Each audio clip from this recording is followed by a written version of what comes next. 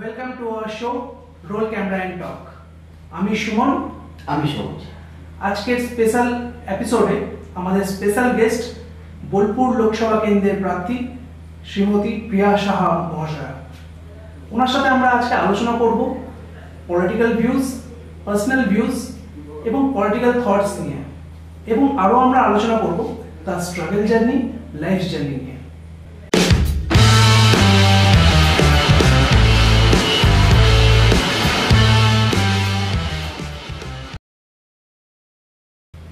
দেখুন, এখন election time, এখন ভালো থাকার সময় নয়। প্রতিটা সময়, প্রতিটা ক্ষণ 7টা বিধানসভা আমাকে দৌড়ঝাঁপ করতে হচ্ছে, এবং সেটা যখনই যেখান থেকে ডাক পাচ্ছি আমি কিন্তু সেখানে পৌঁছানোর চেষ্টা করছি। আচ্ছা, আপনার সাথে আপনার কর্মীরা সবসময় থাকছে? একদম, ওনারা তো প্রচণ্ড উৎসাহী, এবং এমনও হয়েছে অনেক সময় সব গ্রাম হয়তো কভার করতে পারছি না, তো তাদের মধ্যে একটা মনোমালিন্য সৃষ্টি হয়েছে যে আমার গ্রামটা যাওয়া হয়েছে না, কিন্তু 1978 বুথ এই বোলপুর লোকসভায় প্রত্যেক গ্রামে পৌঁছানো হয়তো কোনো প্রার্থীর পক্ষে সম্ভব না। একদম। অ্যাজ এ প্রার্থী আপনি আপনার কর্মীদেরকে কিভাবে জিনিসগুলোকে ট্যাকেল করছেন বা বোঝাচ্ছেন? বোঝাচ্ছি যে এটা যা আশাই আমার শেষ আশা নয়, এরপরে আবার আসবো। আমাদের এটাই বার্তা যে আমরা জিতছি, এবং আমিও আশাবাদী যে মোদিজির আমাকে লোকসভা প্রার্থী করেছেন, সেই সঙ্গে আমি শুধু প্রার্থী নয়, আমাদের প্রত্যেক কার্যকর্তাকে আমি মনে করি যে তারাও একজন করে প্রার্থী, কারণ আমরা সকলে মিলে লোকসভা জিতবো সেই সংকল্প নিয়েই নেমেছি। নিশ্চয়ই। আচ্ছা দিদি, আপনার একটা তো প্রথম লোকসভা ইলেকশন, তো কোথাও কি নার্ভাস বা কঠিন মনে হচ্ছে? দেখুন, লোকসভাটা হয়তো প্রথম, কিন্তু এর আগে আমি 2বার বিধানসভা লড়েছি, একবার কাউন্সিলরও লড়েছি, তো সেই জায়গায় খুব একটা টাফ বলে মনে হয়েছে না। আর কোনো কিছু আমার কাছে টাফ লাগে না, যেটাই টাফ আমার মনে হয় সেটাকেই সহজ করে নিতে আমার ভালো লাগে। টাফ না হলে সেই জিনিসটাকে ভালো লাগে না, মজা লাগবে না বিষয়টা। আচ্ছা, আরেকটা জিনিস জিজ্ঞেস করি, আপনার রাজনীতিতে আসার ইন্টারেস্ট কবে থেকে এবং কেন? আপনার কি স্বপ্ন পূরণ হওয়ার আছে রাজনীতি থেকে? প্রথমেই বলি, রাজনীতিতে আসার আমার প্রথমে কোনো ইচ্ছা ছিল না। আচ্ছা। তো রাজনীতিতে হয়তো ভগবানের ইচ্ছা ছিল আমি হয়তো রাজনীতিতে আসি, মানে সবকিছু ওনার ইচ্ছা ছাড়া কোনো কিছুই সম্ভব নয় আমি মনে করি। তাই এটা প্রথম রাজনীতি যদি জীবনটা বলি, আমি একটু আমাদের পার্টির বরিষ্ঠ কার্যকর্তা যারা ছিলেন, আমার হাজব্যান্ড প্রথম থেকেই রাজনীতির সঙ্গে যুক্ত, তো ওনার ওয়াইফ হিসাবে আমাকে প্রথম আমার ওয়ার্ড থেকেই, যেহেতু ওটা এসসি সিট ছিল, মহিলা সিট ছিল, সেই জন্য আমাকে দাঁড়ানোর জন্য অনুরোধ জানান। তো আমি প্রথমেই জানান যে আমি রাজনীতির সঙ্গে জড়িত হতে চাই না, তো ওনারা বলেছিলেন যে আমরা পাশে আছি, কোনো অসুবিধা নেই। আপনি প্রথমে বলেছিলেন যে আপনি রাজনীতিতে আসতে চান না? আচ্ছা। তো আমার পরিবারের লোকেরও ইচ্ছা ছিল না যে আমি রাজনীতিতে আসি, তো যাই হোক ওনারাই সবাইকে রাজি করান, এবং তারপর আমার রাজনীতিতে পদার্পণ, এবং সেখানে প্রথম কাউন্সিলর পদে দাঁড়িয়ে আমি জয়ী হয়ে ফিরে আসি ওখানে। বাহ, একদমই তাই। কারণ আপনি তো গৃহবধূ, তাহলে আপনার বাড়ি সংসার, আর এদিকে হচ্ছে আপনি রাজনীতিবিদ, তার মানে আপনার কমিটি, তারপর আপনার হচ্ছে লোকসভা, বিধানসভা, সবকিছু তো মিটিং মিছিল, তো কোনটা আপনার সবথেকে কঠিন বলে মনে হয়? প্রথমে বলে আমার কাছে কোনো কিছুই কঠিন মনে হয় না। আমি একদিকে বাড়িও সামলেছি, আমার বাচ্চাও সামলেছি, একসময় আমি পড়াশোনাও করেছি, আবার রাজনীতিও সামলেছি, একসঙ্গে সব কাজ কিন্তু আমি একদম করতে ভালোবাসি, এবং আমার ভালো লাগে যে সব কিছু কাজ আমি যেন করতে পারি, যেমন নারী সব কিছু পারি, এইটা যেন আমি সবাইকে বার্তা দিতে পারি। আচ্ছা দিদি, আমার একটা কৌতূহল আছে, যেটা হচ্ছে যে আমরা রাজনীতিতে দেখি যাদের ফেস ভ্যালু বেশি তারা রাজনীতিতে এসে জয়েন করছে, এবং আপনার কি মনে হয় যে যাদের ফেস ভ্যালু বেশি তাদেরকেই রাজনীতিতে আসা উচিত, না যারা রাজনীতিতে পোর খাওয়া তাদেরকে রাজনীতিতে বেশি আসা উচিত? বর্তমান সমাজ কিভাবে চাইছে এই বিষয়টাকে? দেখুন, আপনি যেটা বলেন ফেস বা পোর খাওয়া কোনো বিষয় থাকে না। আমার মনে হয় রাজনীতি হচ্ছে একটা মানুষের সেবা করার প্ল্যাটফর্ম, কিন্তু ওটাকে যদি আমরা একটা বিজনেস হিসাবে ধরি তাহলে সেটা অন্য বিষয়। কিন্তু মোদিজি আমাদের সবসময় এটাই বার্তা দেন যে সেবাই পরম ধর্ম, এবং মোদিজি নিজেও এটা করে গেছেন। উনি নিজে প্রধানমন্ত্রী হয়েও আপনারা হয়তো দেখে থাকবেন যে একটা সাফাই কর্মীরও পা ধুয়ে দিয়েছে, এটা হয়তো আমরা এর আগে কোনোদিন চোখে পড়েনি আমাদের। এটা উনি বার্তা দিয়েছেন যে একটা প্রধানমন্ত্রী হয়েও একটা ছোট কাজকেও বড় আকারে দেওয়া যায়। তো আমরাও সেই মন্ত্রেই দীক্ষিত। তো আমার কাছে ওটা মনে হয় যে আমাদের কাছে সেবাটাই আগে। তাহলে আপনার কম্পিটিশন কতটা টাফ বলে মনে হচ্ছে? দেখুন, একটা কথা বলি, আমি অনেকের মুখেই শুনছি যে উনি নাকি পোড় খাওয়া রাজনীতিবিদ। তো আমার তো মনে হয় না যে উনি পোড় খাওয়া। উনি যদি পোড় খাওয়া হতেন, আমি তো আজকে গ্রামে গঞ্জে যেখানে ঘুরছি, উনি তো সেভাবে পৌঁছাননি। 5টা বছর উনি যে ছিলেন এমপি পদে, এখনো পর্যন্ত আমি গ্রামে গঞ্জে দেখছি জলের ব্যবস্থা নেই, সেভাবে মানুষের কাছে এখনো জল পৌঁছায়নি। বাড়িঘর তো নেই এখনো পর্যন্ত, প্রায় দেখছি আমি গ্রামে গঞ্জে। আদিবাসী এরিয়া তো একদম এখনো পর্যন্ত মাটির বাড়িতে বাস করছে। তো সেই জায়গায় এত কিছু প্রকল্প হচ্ছে, মোদিজি প্রকল্পগুলো দিচ্ছেন, কিন্তু ওনারা তো নিজের নাম দিয়ে চালাচ্ছেন, কিন্তু সেগুলো কেন মানুষের কাছে পৌঁছাচ্ছে না? এটা তো আমারও তার ওনাদের কাছে প্রশ্ন যে এত বছর ধরে ওনারা কি করলেন?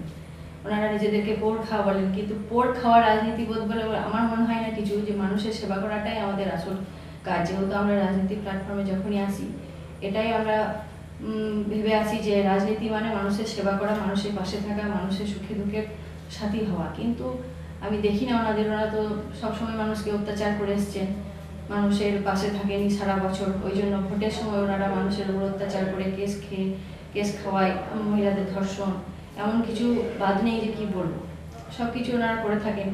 এই যে এগুলো কেন করতে হয়? আমি যদি মানুষের পাশে থেকেছি, সারা বছর কাজ করেছি, তাহলে মানুষকে ভয় দেখানো, ধমকানো, চমকানো এগুলো করার দরকার পড়ে না।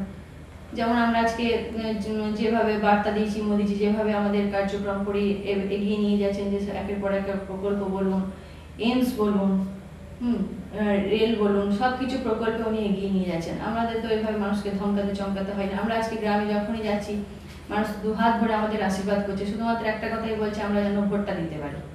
আপনি যদি যেতেন, তাহলে আপনার ভোটারদেরকে মানে আপনি কি কি প্রতিশ্রুতি দেবেন, বা আপনার মতে কোন কাজটা আগে করা উচিত? প্রথমেই আমার একটা ইস্যু থাকবে যে যেভাবে দীর্ঘদিন আমাদের কার্যকর্তারা অত্যাচারিত হয়েছে টিএমসির দ্বারা, আমি এটাই ওনাদেরকে বলবো যে বিজেপি সরকার এলে ওনাদেরকে এই অত্যাচারের হাত থেকে মুক্তি দেব। আর দ্বিতীয়ত হচ্ছে যুব সমাজ যেভাবে আজকে পিছিয়ে পড়েছে, আজকে শিক্ষিত হয়েও ওনাদের আজকে কর্মসংস্থানের কোনো ব্যবস্থা নেই। আমরা চাইবো ওদের কর্মসংস্থানের ব্যবস্থা করার জন্য, যাতে ওনাদেরকে পরিযায়ী শ্রমিক এই আখ্যা পেতে না হয়। আর তৃতীয়ত বলবো, আমি যেহেতু একজন মহিলা, আমি চাইবো মহিলা সশক্তিকরণের উপর যেভাবে মোদিজি জোর দিয়েছেন, আমি চাইবো মহিলারাও যেন আগে সশক্তিকরণের দিকে এগিয়ে যায়। মহিলারা যেন আরও নৌসেনা থেকে, প্রযুক্তি থেকে, সব ক্ষেত্রেই আজকে মহিলারা যোগদান দিচ্ছেন এবং সর্বক্ষেত্রে এগিয়ে, সেই জায়গায় মহিলারা আরও এগিয়ে যান। তাহলে দিদি, আপনার কথা অনুযায়ী রাজনীতিটা কি শুধু কি এখন মিথ্যার জায়গা বা প্রতিশ্রুতির জায়গা হয়ে দাঁড়িয়েছে? বিগত যে রাজ্য সরকার আছে উনি তো সেটাই বারবার প্রমাণ করছেন যে একদম মিথ্যা রাজনীতি, কিন্তু উল্টো দিকে আমাদের মোদিজি অন্য বার্তা দিচ্ছেন যে মানুষের পাশে থেকে মানুষের হয়ে কিভাবে কাজ করতে হয়, কিভাবে দেশকে এগিয়ে নিয়ে যেতে হয়, দেশকে কিভাবে সশক্তিকরণের পথে এগিয়ে নিয়ে যেতে হয়। প্রত্যেকটা সমাজ, আজকে নারী, পুরুষ, যুব সমাজ, গরিব এবং কৃষক, এই 4টি স্তরের উপর মোদিজি সব থেকে বেশি জোর দিয়েছেন। এই 4টি স্তরের উপর যেভাবে উনি কাজ করছেন, তো ওনার প্রতিপক্ষ কেউ আছে বলে আমার মনে হয় না, এবং ওনাকেই মনে হয় প্রকৃত সেবক। তাহলে কি এবছর আপনি বলছেন 400 পার হবেই? একদম, মোদিজি যেটা বলেন সেটা করে দেখান, আপনারাও এটা প্রমাণ পেয়েছেন। এবং পশ্চিমবঙ্গের থেকে পুরো দেশবাসী, 140 কোটি দেশবাসী আমাদের এটার পুরো প্রত্যক্ষ প্রমাণ পেয়েছেন। তো সেখানে আমার আপনার বলাটা কোনো কিছুই মানে এখতিয়ারের মধ্যে আসেও না, বা বলার আমার অধিকারও নেই। প্রধানমন্ত্রী, ওনার বিষয়ে আমি যতটুকুই বলি সবটুকুই কম। সাধারণ মানুষকে উনি চোখে আঙুল দিয়ে দেখিয়ে দিয়েছেন কীভাবে মানুষের সেবা করতে হয়, কীভাবে প্রযুক্তিকে আরও এগিয়ে নিয়ে যেতে হয়। আচ্ছা, একটা কথা এর মধ্যে জিজ্ঞেস করি, যেটা আমি তো বিশেষ করে জানতে চাই এবং আমাদের ভিউয়ার্সরাও জানতে চায়, সেটা হচ্ছে যে আমোদপুরে মোদিজি এসেছিলেন, আপনার সাথে কি প্রথম সাক্ষাৎকার ওনার? সাক্ষাৎকার এর আগেও হয়েছিল, কিন্তু এতটা ক্লোজ এই প্রথম। আচ্ছা, তো উনি আপনাকে কি বললেন, কি মেসেজ দিলেন আপনাকে, আর এবং আপনার মানে আপনার কৌতূহল কতটা ছিল ওনার সাথে মিট করার জন্য? এর আগে বলি, যখনই আমার নাম ঘোষণা হয়েছিল তার 4 দিন পরে আমাদের মহিলা মোর্চার একটা নারী শক্তি সম্মান সম্মেলন ছিল কলকাতায়, ওখানেও আমার সেই মঞ্চে ডাকছিল। সে একই মঞ্চে প্রথম আমি মোদিজির সঙ্গে বসি, কিন্তু এতটা ক্লোজ আমি কথা বলার সুযোগ পাইনি সেদিন। কিন্তু এই বিগত 3রা মে উনি যে এলেন, একদম ওনার পাশের চেয়ারটা আমার ছিল, এটা আমার সত্যি মানে স্বপ্নে, সত্যি আমার অনেক দিনকার স্বপ্ন এটা, যে স্বপ্ন এত তাড়াতাড়ি বাস্তবায়িত হবে এটা আমার কল্পনার বাইরে ছিল। এবং উনি এসে আমাকে জিজ্ঞেস করলেন পাশে বসে যে प्रचार कैसे चल रहा है आपका। हम बोले दादा बहुत अच्छा चल रहा है और दूसरी आपका आशीर्वाद मिल गया, और क्या चाहिए हमें। तो वो तो एकदम अपने आप को तो कभी बड़ा समझते ही नहीं, सब हर टाइम छोटा समझ के रहते। तो मेरा आशीर्वाद का क्या जरूरत, आपको भगवान का आशीर्वाद चाहिए। तो हम बोले हम बोले अभी तो मेरे लिए भगवान हो। तो बोले नहीं ऐसा बात नहीं बोलते बहन। ऐसे बात हुआ, और बोले जीत के आओ, उसके बाद एक साथ बैठ के बात करेंगे। মানে আপনার জন্য একদম ড্রিমস কাম ট্রু, एकदम আপনার স্বপ্ন যে মোদির সাথে একবার এক মঞ্চে শেয়ার করা এবং আপনার সেটা বাস্তবায়িত হলো, एकदम। এটা আমাদের ভিউয়ার্সরা জানতে চায় ভীষণ। তাহলে আপনার বোলপুর লোকসভায় বিজেপি কতটা স্ট্রং এখন? উনি আসার পরে আরো স্ট্রং হয়ে গেছে আমার মনে হয়। যদিও স্ট্রং ছিল প্রথম থেকে, যেহেতু নাম ঘোষণা হওয়ার আপনারা দেখে থাকবেন 1 থেকে 20টা নাম প্রথম দফায় ঘোষণা হয়েছিল, তখন এই বোলপুরটাও ছিল। তো সেই জায়গায় ওনারা এটাকে প্লাস ক্যাটাগরিতেই রেখেছেন। তো দ্বিতীয়ত উনি এসেছেন, আরো একটা পজিটিভ বার্তা দিয়ে গেছেন। তো সেই জায়গায় দাঁড়িয়ে আমরা তো 100 থেকে এখন 200% আশীর্বাদী যে আমরা জিতছি এটা। আচ্ছা, বাংলায় বর্তমান সরকার সাধারণ মানুষদের যে স্কিমগুলো দিচ্ছেন তাদের মধ্যে অন্যতম হচ্ছে যেমন কন্যাশ্রী, লক্ষ্মী ভান্ডার এবং স্বাস্থ্যসাথী, আর অনেক স্কিম আছে। আপনারা যদি ক্ষমতায় আসেন তাহলে এই স্কিমগুলোকে আপনারা কিভাবে ভেবে দেখবেন? দেখুন, প্রধানমন্ত্রী মোদিজি আমাদের বলেছেন যে 3য়বারের জন্য তিনি প্রধানমন্ত্রী পদে আসীন হলেই উনি মহিলাদের জন্য 3000 টাকার অন্নপূর্ণা যোজনা প্রকল্প চালু করবেন। এবং এছাড়াও উনি বেটি বাঁচাও বেটি পড়াও আরও অনেক স্কিম আছে, সুকন্যা সমৃদ্ধি যোজনা, মহিলাদের জন্য আরও অনেক প্রকল্প উনি করেছেন। সেই এক একটা প্রকল্প আমাদেরও বাস্তবায়িত করা হচ্ছে এবং আগামী দিনে আরও ব্যাপকভাবে সেটা আরও প্রচার প্রসার সব কিছুই থাকবে। আচ্ছা, ঠিক।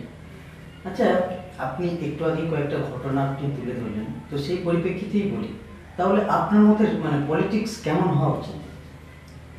পলিটিক্স তো আমার মনে হয় মানুষের সেবা করার জায়গায় পলিটিক্সটা আনাই উচিত না। আমরা হয়তো রাজনীতির প্ল্যাটফর্মটা বলি, কিন্তু রাজনীতি শুধুমাত্র রাজনীতি করার জন্য রাজনীতি করা নয়। মানুষের পাশে যদি আমরা নাই থাকতে পারলাম তাহলে সেই রাজনীতির কি মূল্য রইল? রাজনীতি এটাই হওয়া উচিত আমার মতে বলে যে মানুষের পাশে থেকে মানুষের আপদে বিপদে সুখে দুঃখে সবসময় সাথী হওয়া। এবং যেভাবে মানুষ দেখুন, একটা সাধারণ মানুষের সারাদিনে যেটুকু প্রয়োজন আমাদের জীবন ধারণের জন্য, যেটুকু আমাদের প্রয়োজন, খাদ্য বলুন, বাসস্থান বলুন, আর্থিক সহযোগিতা বলুন, রেশন যেভাবে মোদিজি চালু করেছেন, এই সব কিছু প্রকল্প একটার পর একটা মানুষের দেখুন জীবন ধারণের জন্য যেটুকু দরকার সেটুকু কিন্তু উনি করে যাচ্ছেন। যেমন করোনার সময় আমরা দেখেছি যে উনি 3 কেজি করে চাল, 5 কেজি করে ডাল এগুলো কিন্তু দিয়েছেন। এবং এছাড়াও প্রধানমন্ত্রী আবাস যোজনা, হর ঘর জল, উজালা যোজনা, যেটুকু মানুষের প্রয়োজন সব কিছুই কিন্তু উনি করে যাচ্ছেন একটার পর একটা। আচ্ছা দিদি, আমার একটা পার্সোনাল কোশ্চেন, যেটা হচ্ছে 2021-এর ঘটনা আবার 2024-এ যদি পুনরাবৃত্তি হয় তাহলে আপনার মেন্টাল প্রিপারেশন কি আছে বা কি হওয়া উচিত? আমি এখন থেকেই সব আমার কার্যকর্তাকে একটাই বার্তা দিচ্ছি, 2021-এর পুনরাবৃত্তি আর হতে দেব না। কারণ এই লোকসভা যদি আমরা জিততে পারি সেই পুনরাবৃত্তি আর হবে না। আর দ্বিতীয়ত, যদি সেরকম কোনো ঘটনার আমরা আভাস পাচ্ছি আগে থেকেই, তাহলে আমি প্রত্যেক কার্যকর্তাকে বলবো যে তারা যেন রুখে দাঁড়ায়, আর যেন কারোর বাড়িঘর না জ্বালাতে না পারে, কোনো আমার দাদারা ভাইরা যেন বাড়ি ছাড়া না হয়, কোনো মহিলা আমাদের যেন ধর্ষিত না হয়, কেউ যেন অত্যাচারিত না হয়, তার জন্য আপনারা রুখে দাঁড়ান এবং আপনাদের পাশে আমি সবসময় আছি। আমাদের পডকাস্টের একদম শেষ প্রশ্ন, যেটা হচ্ছে আপনি আপনার লোকসভা কেন্দ্রের সমস্ত মানুষদের জন্য কি বার্তা দিতে চান আমাদের পডকাস্টের মাধ্যমে? দেখুন, মানুষকে একটাই বার্তা দেব আমি, যে আপনারা ভয় ভীতি ছড়িয়ে আপনারা এগিয়ে আসুন। মোদিজি যেভাবে 73+ এজেও একের পর এক দেশ বিদেশ থেকে ঘুরে যেভাবে দেশকে এগিয়ে নিয়ে যাওয়ার পরিকল্পনা করছেন এবং এগিয়ে নিয়ে যাচ্ছেন, তা আপনারাও সকলে ওনার হাত শক্ত করুন, ওনাকে সহযোগিতা করুন এবং 21-এ যে পুনরাবৃত্তি হতে দেব না, এই সংকল্প নিয়ে আপনারাও নামুন। আমরা যদি এই লোকসভা সিট আমরা জিতে বেরোতে পারি, তাহলে এই সন্ত্রাস ওনারা করতে পারবেন না এবং চুরি দুর্নীতি সমাজ গড়ার আমি বার্তা দিচ্ছি ওনাদেরকে। ওকে, আপনাকে অসংখ্য ধন্যবাদ আমাদেরকে সময় দেওয়ার জন্য।